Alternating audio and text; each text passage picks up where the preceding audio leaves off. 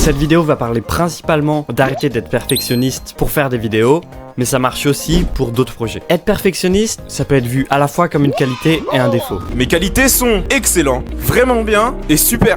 Mes défauts sont perfectionnistes. Hop là. Mais en réalité, ça reste quand même un défaut. En tout cas quand tu commences, surtout par rapport à YouTube. Parce que pour s'améliorer sur YouTube, il faut faire, beaucoup faire. Faut que tu te trompes, faut que tu apprennes, faut que tu écrives beaucoup, faut que tu tournes beaucoup. Et si tu es trop perfectionniste, tu vas faire une vidéo en un mois, mais quand tu débutes, elle ne fera quand même pas de vues, même si elle est très très bien.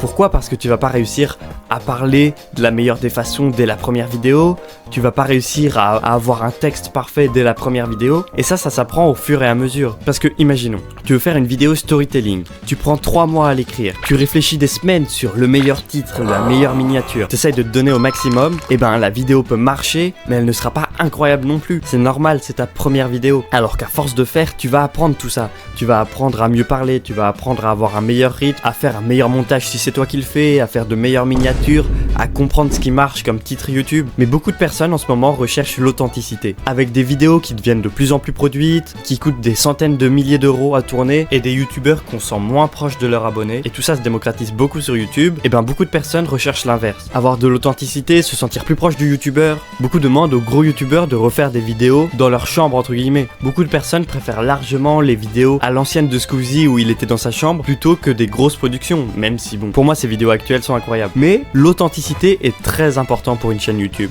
Et ça a un peu un nom en fait sur YouTube, c'est le personal brand. Le personal brand sur YouTube, c'est le style et la personnalité de la personne. En gros, c'est qui tu es, comment tu te montres et ce que tu représentes. Et plus tu fais attention à ça, plus les gens auront confiance en toi, plus les gens voudront te suivre. Et cette authenticité que tu peux apporter dans tes vidéos, bah les gens vont se sentir beaucoup plus proches de toi et te feront beaucoup plus facilement, entre guillemets, confiance. Pour les vidéos très produites, on se sent forcément moins proche de quelqu'un qui tourne dans une vidéo qui coûte des centaines de milliers d'euros plutôt que quelqu'un qui parle directement à sa caméra depuis sa chambre ou depuis un petit studio. Et je rejoins le thème de la vidéo qui est le perfectionnisme, mais le perfectionnisme va légèrement à l'encontre de l'authenticité. Tu gagneras beaucoup plus à faire 3 vidéos par semaine correctes qu'une très bonne vidéo par mois. À apprendre à comment bien faire tes vidéos, comment bien parler, etc. plutôt que passer des heures sur une miniature ou sur un petit effet de montage. Quand j'avais commencé, il y a 11 mois à peu près les vidéos, j'avais fait une promesse à mon cousin. La promesse de faire 100 000 abonnés en moins de 2 ans. Et il a un peu de mal à y croire. Mais je vais réussir. Je vais réussir grâce à vous.